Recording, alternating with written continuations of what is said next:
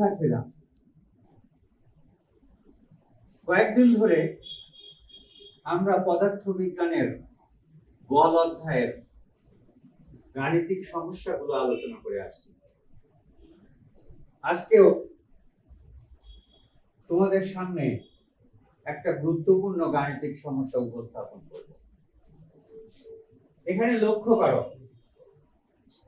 5 KG এবং 10 KG ভরের দুটি বস্তু পরস্পরের দিকে যথাক্রমে 20 মিটার পার সেকেন্ড এবং 30 মিটার পার সেকেন্ড বেগে গতিশীল। যাত্রার শুরুতে তাদের মধ্যবর্তী দূরত্ব 1 কিলোমিটার। তাদের মধ্যে সংঘর্ষ হলো। এখন প্রশ্ন হলো, গ নম্বর প্রশ্নে, যে যাত্রা শুরুর কতক্ষণ পর সংঘর্ষ হয়েছিল। দেখো, আমরা যদি প্রথম বস্তু আর দ্বিতীয় বস্তুর মধ্যকার দূরত্ব দেখি, দেখা যাচ্ছে যে 1 কিলোমিটার তারা দূরে আছে। 1 কিলোমিটার সমান 1000 মিটার। আমরা ধরি যে টি সময় পরে সংঘর্ষ হয়েছিল। টি সময় পরে, যাত্রা শুরুর টি সময় পরে এই সংঘর্ষ হয়েছিল।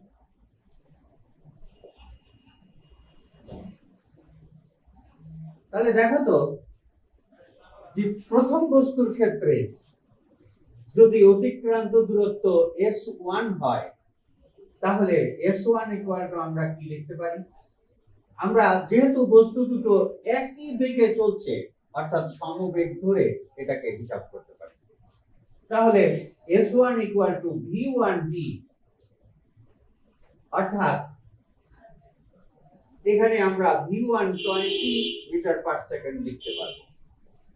আবার দ্বিতীয় বস্তুর ক্ষেত্রে কি সময়ে অতিক্রান্ত দূরত্ব ধরতে পারবো যে s2 ইকুয়াল টু v2d। এখানে v2 আমাদের 30 মিটার পার সেকেন্ড। যদি আমরা সহজেই লিখি যে s equal to s1 plus s2, তাহলে নিশ্চয়ই কোনো ভুল লেখা হয়নি। দেখো তো, s1 ইকুয়াল টু যদি s2 হয়, s1 plus s2 equal to যদি s হয়, তাহলে আমরা কি লিখতে পারি? এদের মোট দূরত্ব হচ্ছে 1 কিলোমিটার, অর্থাৎ s ছিল 1 কিলোমিটার। তাহলে আমরা লিখি s হচ্ছে 1 কিলোমিটার মানে 1000 মিটার। s1 হলো v1t, s2 হলো v2t। তাহলে এখন দেখো তো, যদি 1000 মিটার ইকুয়াল টু, আমরা যদি t কমন নেই, v1 প্লাস v2, ইজিলি অঙ্ক বেড়ে আসে। সুতরাং 1000 equal to t into 20 plus 50, 20 plus 30।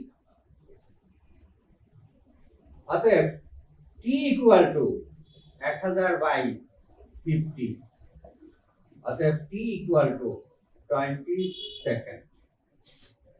তোমরা বুঝতে পারছো যে কত সহজেই আমরা এই প্রশ্নের উত্তর দিতে পারছি। একদম সহজ ব্যাপার, যে সংঘর্ষ হয়েছিল তাদের যাত্রা শুরুর 20 সেকেন্ড পরে, তাদের ভেতরে মুখোমুখি সংঘর্ষ হয়েছিল। তো শিক্ষার্থীরা, আমরা এভাবে একটার পর একটা সমস্যা সমাধান করব।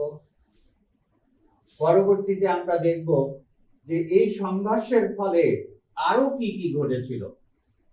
আশা করি তোমরা আমাদের সাথেই থাকবে এবং আমাদের এই